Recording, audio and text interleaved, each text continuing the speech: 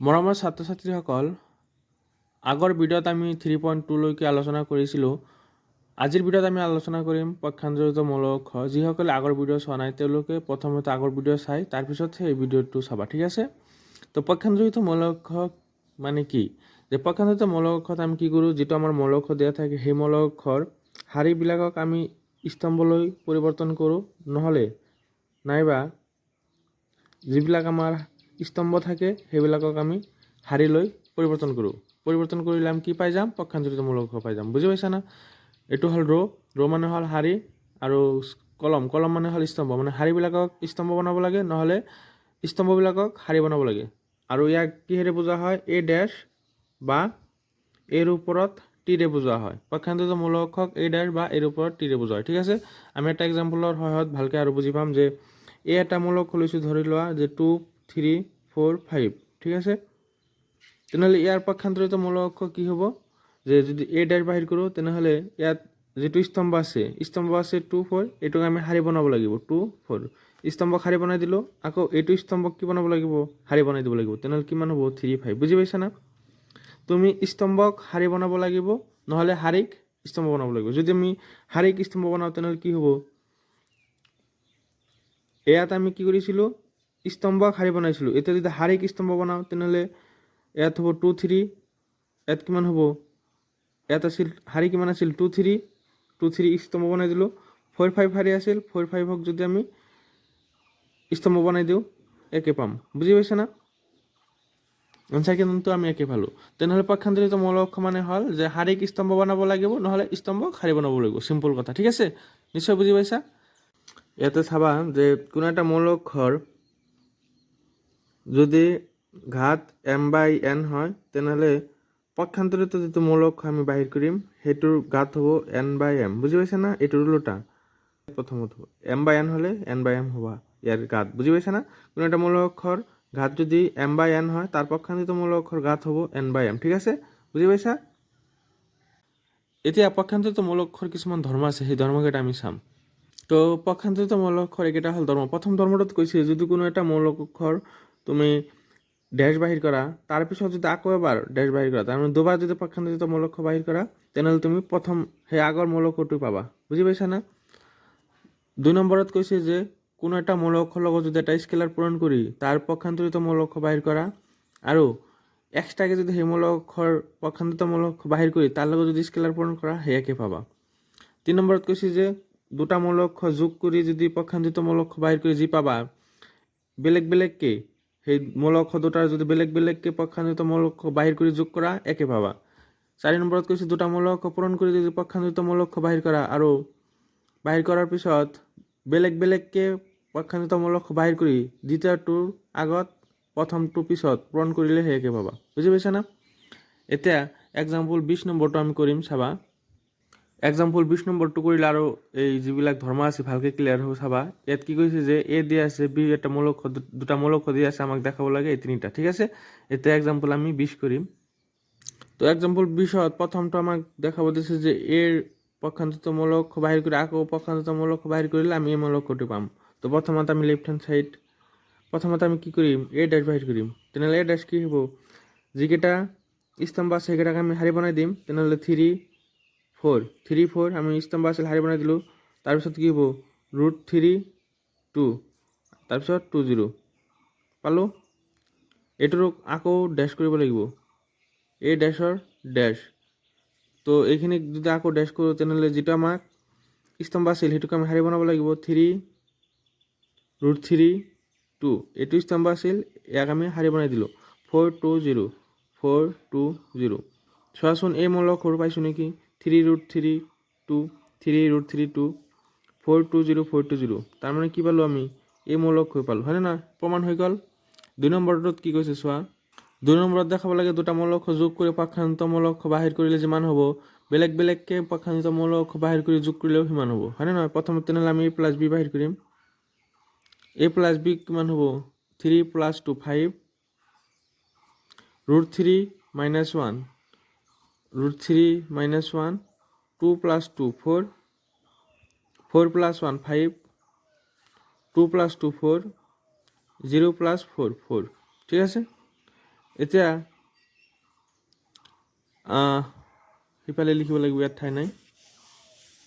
তেনেহ'লে A plus B ডেছ কৰিলে কিমান হ'ব? এ প্লাছ বি যদি ডেছ বাহিৰ কৰোঁ, চোৱা ইয়াতে কিমান আছিল?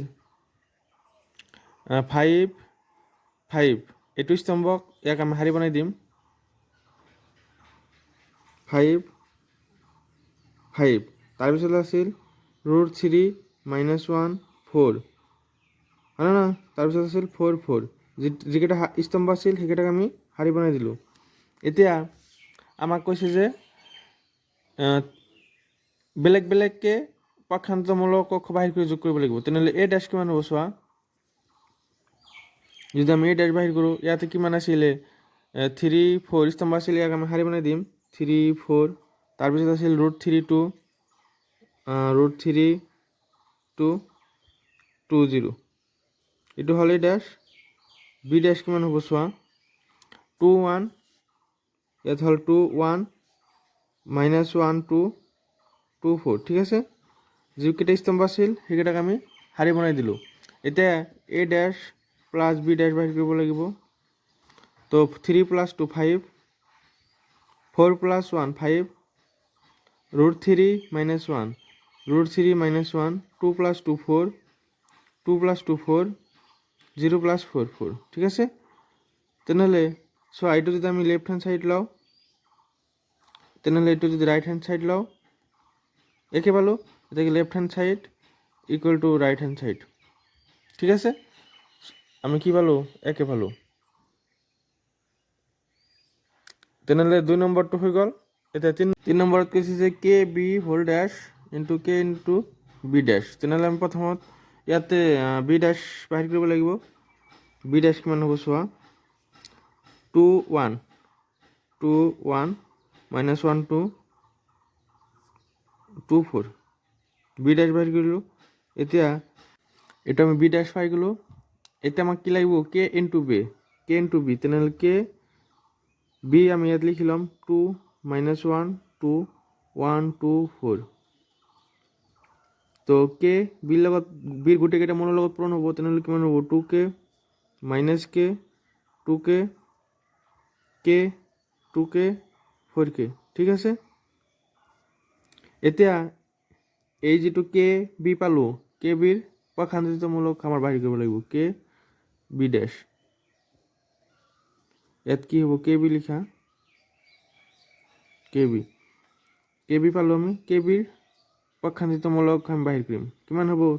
যিকেইটা শাৰী স্তম্ভ আছিল সেইকেইটাক আমি শাৰী বনাই দিম। তেনেহ'লে 2k কে পালোঁ, ইয়াত পাব -k, ইয়াত হ'ব 2k, ইয়াত হ'ব 2k, ইয়াত হ'ব 4k, ঠিক আছে?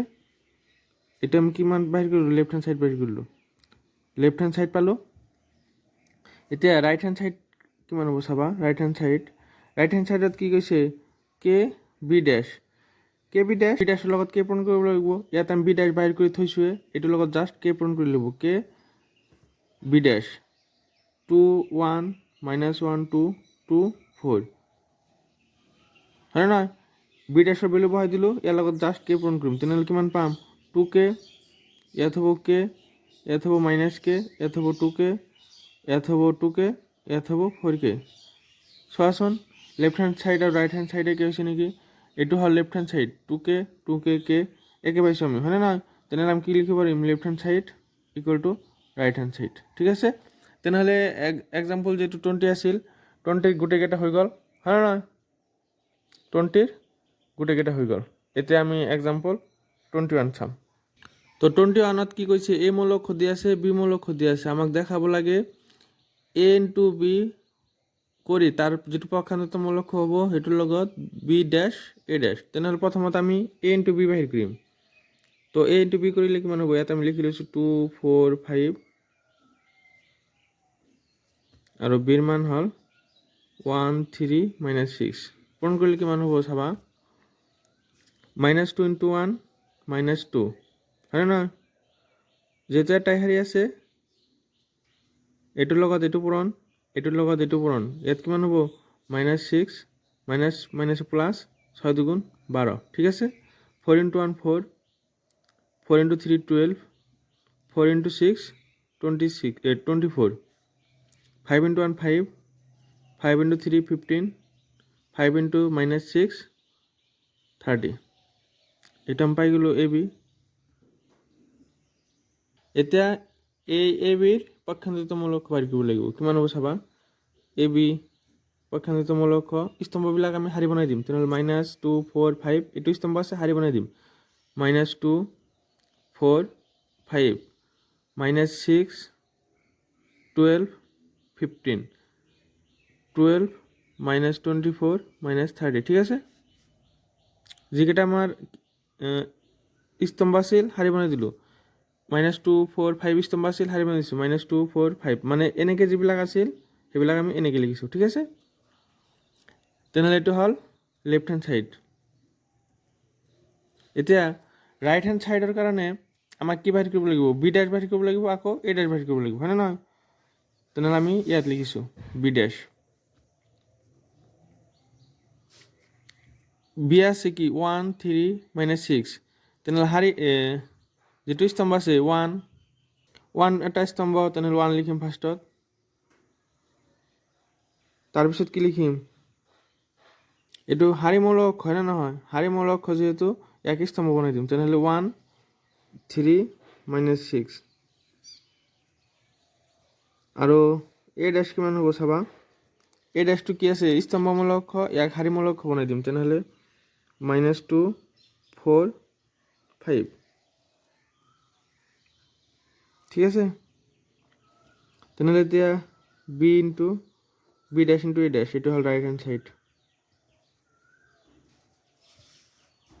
কিমান হ'ব ইয়াত লিখোঁ 1 3 minus 6 minus 2 4 5 1 into minus 2 minus 2 1 into 4 4 5 into 1 5 3 into 2 minus 6 3 4 12 3 5 15 minus 6 into minus 2 12 6 into 4 24 6 into 5 minus 30 তো আমি লেফ্ট হ্যান্ড সাইডত কি পাইছিলোঁ minus 2 4 5 minus 6 12 15 12 minus 24 30 এইটো কি মাইনাছ হ'ব নেকি অঁ 6 into 2 plus minus minus plus minus plus minus minus 24 হ'ব ঠিক আছে অলপ মিষ্টেক হৈছিল তেনেহ'লে এক্সাম্পল 21 হ'ল কমপ্লিট নিশ্চয় বুজি পাইছা আহিল সমমিত আৰু বিষম সমমিত মৌল অক্ষ symmetric and skew symmetric matrices তো সমমিত মৌল অক্ষ মানে হ'ল যদি কোনো এটা মৌল অক্ষৰ পক্ষান্তৰিত মৌল অক্ষ বাহিৰ কৰাৰ পিছত তুমি সেই আগৰ মৌল অক্ষৰটো পোৱা তেনেহ'লে তাক ক'ব সমমিত মৌল অক্ষ ঠিক আছে তাক কি ক'ব সমমিত মৌল অক্ষ যদি আমি এক্সাম্পল লওঁ যে এ ইকুৱেল টু 1 2 2 4 ইয়াৰ যদি আমি এ ডেছ বাহিৰ কৰোঁ চাবা কিমান হ'ব ইয়াৰ এ ডেছ বাহিৰ কৰিলে যেতিয়া যিকেইটা স্তম্ভ আছে সেইকেইটা শাৰী বনাম তেনেহ'লে 1 2 স্তম্ভ 2 4 শাৰী হ'ব 2 4 ঠিক আছে চ' আমি কি পালোঁ আগৰ মৌল অক্ষৰটো পালোঁ 1 2 2 4 আগৰ মৌল অক্ষৰটো পাইছোঁ নে নাই গতিকে যিবিলাক মৌল অক্ষৰ ট্ৰেন্সপ'জ মানে পক্ষান্তৰিত মৌল অক্ষ বাহিৰ কৰাৰ পিছত যদি আগৰ মৌল অক্ষৰটো পোৱা যায় তাক কি ক'ব সমমিত মৌল অক্ষ আৰু বিষম সমমিত মৌল অক্ষ কি হ'ব যে পক্ষান্তৰিত মৌল অক্ষ বাহিৰ কৰাৰ পিছত যদি তুমি সেই আগৰ মৌল অক্ষৰটোৰ ঋণাত্মক মৌল অক্ষ পোৱা মানে মাইনাছ এ পোৱা তেনেহ'লে সেইটো হ'ব বিষম সমমিত মৌল অক্ষ বুজি পাইছা বিষম সমমিত মৌল অক্ষ যদি এক্সাম্পল লওঁ লৈছোঁ এই মৌল অক্ষ ইয়াৰ যদি আমি পক্ষান্তৰিত মৌল অক্ষ বাহিৰ কৰোঁ কিমান পাম চাবা 0 এইটো যিটো স্তম্ভ আছে শাৰী বনাই দিম 0 minus 1 2 1 0 minus 3 minus 2 3 0 হয়নে নহয় এতিয়া ইয়াৰ পৰা যদি মাইনাছ কমন লওঁ মাইনাছ কমন ল'লে কি হ'ব ইয়াত থাকিব 0 এইটো কি হৈ যাব প্লাছ হৈ যাব এইটো হ'ব মাইনাছ এইটো হ'ব মাইনাছ এইটো হ'ব 0 এইটো প্লাছ হৈ যাব এইটো হ'ব মাইনাছটো আছিল যিহেতু মাইনাছ কমন লৈছোঁ এইটো প্লাছ হৈ যাব এইটো হ'ব মাইনাছ আৰু এইটো কি হ'ব 0 এতিয়া চোৱা এইটো কি মই লক্ষ্য পাইছোঁ এই মই লক্ষ্য পাইছোঁ 0 1 -2 0 1 -2 -1 0 3 2 -3 0 তাৰমানে ইকুৱেল টু আমি কিমান পালোঁ -a পালোঁ। তেনেহ'লে যিবিলাক মূল অক্ষৰ পক্ষান্তৰিত মূল অক্ষৰ বাহিৰ কৰাৰ পিছত নেগেটিভ মূল অক্ষৰ পাম আগৰ মূল অক্ষৰটোৰ সেইবিলাকক কি কোৱা হ'ব বিষম সমমিত কোৱা হ'ব। ঠিক আছে, তেনেহ'লে বিষম সমমিত বুজি পালা, সমমিত আৰু বিষম সমমিত বুজি পাইছা নিশ্চয়। ঠিক আছে, এতিয়া এটা উপপাদ্য আছে চাবা। তো এটা এটা উপপাদ্য যে যিকোনো এটা বৰ্গমূলকক এটা সমমিত আৰু এটা বিষম সমমিত মূল অক্ষৰ যোগফল হিচাপে প্ৰকাশ কৰিব পাৰি। তাৰমানে ধৰি ল'লোঁ এই এটা বৰ্গমূল অক্ষৰ দি আছে ইয়াক সমমিত আৰু বিষম সমমিত মূল অক্ষৰ যোগফল হিচাপে প্ৰকাশ কৰিব। ইয়াত এইখিনি হ'ল সমমিত, এইখিনি কি হ'ব সমমিত মূল অক্ষৰ আৰু এইখিনি হ'ব বিষম সমমিত মূল অক্ষৰ। ঠিক আছে, বিষম সমমিত মূল অক্ষৰ হ'ব, বুজি পাইছা না। যিকোনো এটা বৰ্গমূল অক্ষক সমমিত আৰু বিষম সমমিত মূল অক্ষৰ যোগফল হিচাপে প্ৰকাশ কৰিব পাৰি। এটা এক্সাম্পল কৰিম, এক্সাম্পল 22 নম্বৰটো ইয়াত আছে চাবা। যে বি এটা মূল অক্ষৰ বৰ্গমূল অক্ষৰ দিয়া আছে এইটো সমমিত আৰু বিষম সমমিত মূল অক্ষৰ সমষ্টিৰূপে প্ৰকাশ কৰিব লাগে। ঠিক আছে, এতিয়া এইটো আমি 22 নম্বৰ উদাহৰণ কৰিম। তো এক্সাম্পল 22 এইটো এটা বৰ্গমূল অক্ষৰ দিয়া আছে এইটো সমমিত আৰু বিষম সমমিত মূল অক্ষৰ সমষ্টি হিচাপে প্ৰকাশ কৰিব লাগে। ঠিক আছে, তেনেহ'লে ফাৰ্ষ্টত আমি কি জানো যে ইয়াতে এ আছিল, এ এটা ধৰি লৈছিলোঁ, ইয়াত যিহেতু বি দিয়া আছে গতিকে আমি বি ইকুৱেল টু লিখিম হাফ এ প্লাছ ইয়াত কি হ'ব B plus B dash plus half B minus B dash. ঠিক আছে, তো বি ইকুৱেল টু এইখিনি মানে আমি ধৰিম পি, এইখিনি মানে পি ধৰিলোঁ আৰু এইখিনি মানে কিউ ধৰিলোঁ। ঠিক আছে, প্ৰথমতে আমি কি বাহিৰ কৰিব লাগিব পি বাহিৰ কৰিম, তাৰপিছত কিউ বাহিৰ কৰিম, তাৰপিছত এটা যোগ কৰি যদি বিৰ মান পাওঁ তেনেহ'লে হৈ যাব। ঠিক আছে, তেনেহ'লে পি বাহিৰ কৰাৰ কাৰণে পি ইকুৱেল টু কি দিয়া আছে হাফ বি প্লাছ বি ডেছ। তো এইখিনিৰ কাৰণে আমাক কি লাগিব বি ডেছ লাগিব। তো প্ৰথমত বি ডেছ বাহিৰ কৰিম, বি ডেছ কি হ'ব যিটো স্তম্ভ চাৰি বনাই দিম 2 - 1 1 2 - 1 1 -2 3 -2 -2 3 -2 -4 4 -3 -4 4 -3। ঠিক আছে, এতিয়া আমাক কি লাগিব বি প্লাছ বি ডেছ, তেনেহ'লে এইটো হ'ল বি এইটো হ'ল বি ডেছ। ইয়াত লিখিম বি প্লাছ বি ডেছ, ডাইৰেক্ট কৰিম অলপ চাবা যে 2 + 2 কিমান হ'ব 4 -2 -1 -3 -4 + 1 -3 -1 -2 -3 3 + 3 6 4 -2 ইয়াত হ'ব 2 1 1 প্লাছ -4 প্লাছ মাইনাছ তো 1 -4 -3 -2 + 4 ইয়াত হ'ব 2 -3 -3 -6। তো এতিয়া আমি পি যদি বাহিৰ কৰোঁ তেনেহ'লে কিমান পাম P equal to half B plus B dash, তাৰমানে এই গোটেইখিনিৰ লগত হাফ পূৰণ কৰিব লাগিব গোটেইকেইটা মূলৰ লগত, তেনেহ'লে কিমান হ'ব হাফ 4 -3 -3 -3 6 2 -3 2 -6। ঠিক আছে, এতিয়া গোটেইকেইটা মূলক হাফেৰে পূৰণ কৰিলে কিমান হ'ব চাবা 4/2 ইয়াত হ'ব 2 -3/2 -3/2 -3/2 6/2 3 2/2 1 -3/2 2/2 1 -6/2 -3 এইকেইটা মূল আমি পালোঁ পি। এতিয়া আকৌ কিউ বাহিৰ কৰিব লাগিব। ঠিক আছে, তো আমি পি কি পালোঁ এইখিনি পালোঁ। এতিয়া পি ডেছ বাহিৰ কৰি চাম যে সমমিত হয় না নহয়, হয় না নহয়। তেনেহ'লে পি ডেছ কি হ'ব ইয়াত চোৱা যে পি ডেছ ইয়াত আছিল 2 যিকেইটা স্তম্ভ আছিল সেইকেইটাক শাৰী বনাই দিম, তেনেহ'লে 2 -3/2 -3/2 স্তম্ভ আছিল এনেকৈ লিখিম শাৰী বনাই দিম, তেনেহ'লে হ'ব 2 -3/2 -3/2 তাৰপিছত আছিল -3/2 3 1 ইয়াত লিখিম -3/2 3 1 তাৰপিছত আছে -3/2 1 -3 চোৱা পি ডেছ আৰু যেটা আমি পি ওলাইছোঁ একে ওলাইছে হয়নে নহয়, তাৰমানে কি হ'ব সমমিত হ'ব। ইয়াত লিখিম যে সমমিত হ'ব, সমমিত। এতিয়া কিউৰ কাৰণে আমাক কি লাগিব, হাফ বি মাইনাছ বি ডেছ। তো কিউ বাহিৰ কৰিবলৈ হ'লে প্ৰথমত আমাক কি বাহিৰ কৰিব লাগিব, বি মাইনাছ বি ডেছ।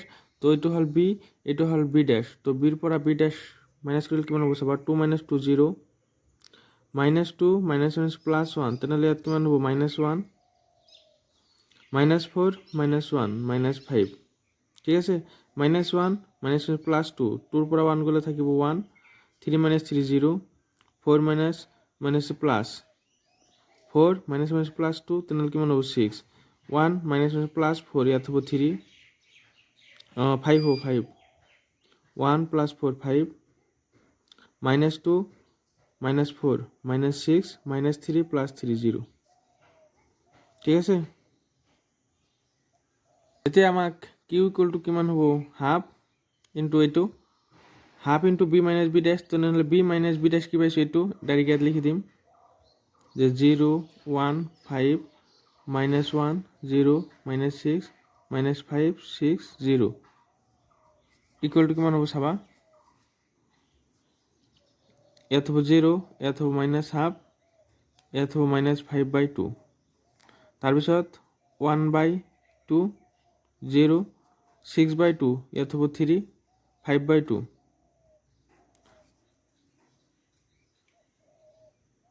এইটো হ'ল 6, 6/2 -3, ইয়াত হ'ব 0। তেনেহ'লে কিউ ডেছ যদি বাহিৰ কৰোঁ কিমান পাম, q dash equal to 0 half -5/2, 0 half 5/2, ইয়াত হ'ব -হাফ 0 -3 -5/2 3 0। যেতিয়া তুমি বিষম সমমিতমূলক হ'বনে নাই চেক কৰিবা, তেতিয়া তুমি কি কৰিবা, যিটো মূলক বাহিৰ হয় সেইটোৰ পৰা মাইনাছ কমন ল'ব লাগিব, ঠিক আছে। তেনেহ'লে এইটোৰ পৰা আমি কি কমন ল'ম, মাইনাছ কমন ল'ম। তেনেহ'লে মাইনাছ কমন ল'লে ইয়াত হ'ব 0, ইয়াৰ পৰা মাইনাছ কমন লৈছোঁ, তেনেহ'লে ইয়াত কি হ'ব -হাফ, ইয়াতে প্লাছ কি হ'ব, মাইনাছ হ'ব, এইটো মাইনাছ এইটো প্লাছ হৈ যাব, এইটো মাইনাছ এইটো প্লাছ হৈ যাব, মাইনাছে প্লাছ হৈ যাব, এইটো প্লাছে মাইনাছ হ'ব, হয়নে নহয়। এতিয়া চোৱা কিউ ইকুৱেল টু কিউ ডেছ এইখিনি পালোঁ, এইখিনি মানে কিহৰ মান দি আছে চোৱা, কিউৰ মান 0 হাফ -5/2 হাফ 0 3 5/2 -3 0, তাৰমানে ইকুৱেল টু কি লিখিব পাৰিম, মাইনাছ কিউ। তেনেহ'লে q dash equal to minus q পালোঁ, তাৰমানে কি হ'ব, বিষম সমমিত হ'ব, হয়নে নহয়, বিষম সমমিত হ'ব। তেনেহ'লে প্ৰথমত আমি চোৱা ইয়াতে সমমিত দেখাইছিলোঁ, তাৰপিছত এইখিনি বিষম সমমিত হ'ল। এতিয়া এই দুটা যোগ কৰি চাব লাগিব, পি আৰু কিউ যোগ কৰি যদি আমি বি পাওঁ হৈ যাব, ঠিক আছে। এতিয়া আমি পি প্লাছ কিউ কৰিম, তো পি প্লাছ কিউ, পিৰ মান বহাই দিছোঁ। পিৰ মান আমি ক'ৰ পৰা বহাইছোঁ, যে ইয়াতে এইটো হ'ল পিৰ মান 2 -3/2 -3/2 -3/2 3 1 -3/2 1 -3, তো পিৰ মান ইয়াত বহাই দিলোঁ। আৰু কিউৰ মান আমি ক'ৰ পৰা পাইছোঁ, এইটো কিউৰ মান 0 -1/2 -5/2, এইখিনি কিউৰ মান ইয়াত বহাই দিছোঁ। এতিয়া এই দুটা যোগ কৰিব লাগিব, যোগ কৰি চাব লাগিব যে কিমান বাহিৰ হয়। তো যোগ চাবা যে 2 + 0 কিমান হ'ব, 2 হ'ব, -3/2 -হাফ যোগ কৰিলে কিমান হ'ব, এলচিএম হ'ব 2, -3 -1 -4, হয় নহয়। তাৰপিছত চাবা -3/2 + -5/2, এলচিএম কিমান, এলচিএমো 2 হ'ব, তেনেহ'লে -3 -5 প্লাছ কৰিলে -8, -3/2 + হাফ, এলচিএম আছে 2, তেনেহ'লে -3 + 1 -2 হ'ব, 3 + 0 3, 1 + 3 4, ইয়াতে এলচিএম -3/2 + 5/2, এলচিএম 2, তেনেহ'লে -3 + 5 কিমান হ'ব, 2 হ'ব, 1 + -3, তেনেহ'লে কিমান হ'ব, -2, -3 + 0 -3, তেনেহ'লে কিমান পালোঁ, ইয়াত পালোঁ 2, ইয়াত হ'ল -2, ইয়াত হ'ল -4, ইয়াত হ'ল -1 3 4, ইয়াত হ'ল 1, ইয়াত হ'ল -2, ইয়াত হ'ল -3, ঠিক আছে। এইটো চোৱাচোন বিৰ মান পাইছোঁ নে নাই। পি প্লাছ কিউ আমি এইখিনি পালোঁ ইকুৱেল টু বিৰ মান কি আছিল আমাৰ, বিৰ মান আছিল 2 -2 -4 -1 3 4 1 -2 3 এইটো আৰু যিটো পি প্লাছ কিউ পালোঁ এইটো বিৰ মানে পাইছোঁ আমি, হয়নে নহয়। তাৰমানে p plus q equal to কি পালোঁ, বি পালোঁ। গতিকে বিক সমতা আৰু বিষম সমতামূলক সমষ্টি হিচাপে প্ৰয়োগ কৰা হ'ল। বুজি পাইছা না, এইখিনি কৰিলে হৈ যাব। ঠিক আছে, একদম সহজ, কৰিবা তোমালোকে ঘৰত প্ৰেক্টিছ কৰিবা। তো নেক্সট ভিডিঅ'ত আমি 3.3 আলোচনা কৰিম। ঠিক আছে, আৰু যদি কাৰোবাৰ ক'ৰবাত ডাউট থাকে নিশ্চয় কমেণ্ট কৰি জনাবা।